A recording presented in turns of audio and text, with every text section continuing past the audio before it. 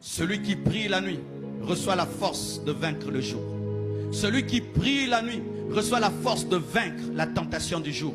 Celui qui prie la nuit reçoit les stratégies de Dieu pour déjouer les stratégies du diable. Celui qui prie la nuit reçoit la haine du péché pour vaincre le péché qui viendra demain. Celui qui prie la nuit reçoit l'énergie spirituelle pour dire non à la tentation. Celui qui prie la nuit reçoit la capacité de dominer les démons qui se présenteront le jour. Celui qui prie la nuit reçoit la capacité de conserver ce que Dieu lui a donné.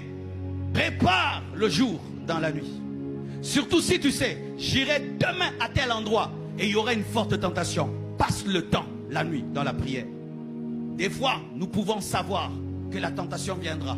Tu sais, j'irai à tel endroit, telle personne a l'habitude de me tenter. J'irai à tel endroit, il y aura un grand combat spirituel. Passe le temps devant Dieu, la nuit, et le jour tu domineras. Jésus-Christ a passé la nuit devant Dieu. Et lorsque la croix est venue, il a accepté. Mais les apôtres se sont endormis. Ils ont fui. Frères et sœurs, cette année va t'amener des tentations. Que tu le veuilles ou pas, un homme va te tenter, coucher avec toi.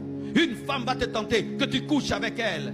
Cette année, les gens vont te proposer de l'argent pour quitter le chemin de Dieu. Les gens vont te proposer l'occultisme pour avoir le succès. Les gens vont te donner des mauvais conseils. Mais si tu t'es tenu devant Dieu, tu auras la force de dire non. Nous péchons parce que nous n'avons pas la force.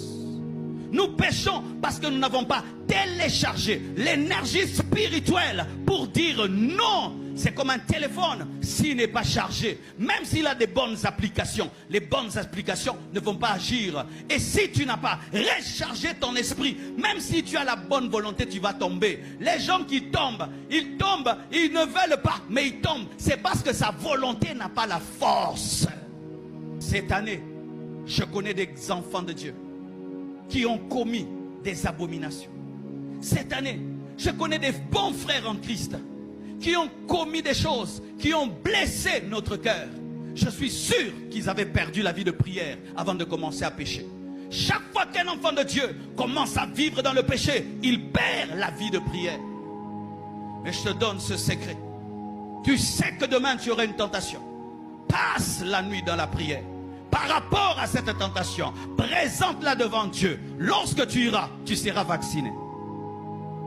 Jésus dit, veillez et priez. Veillez et priez.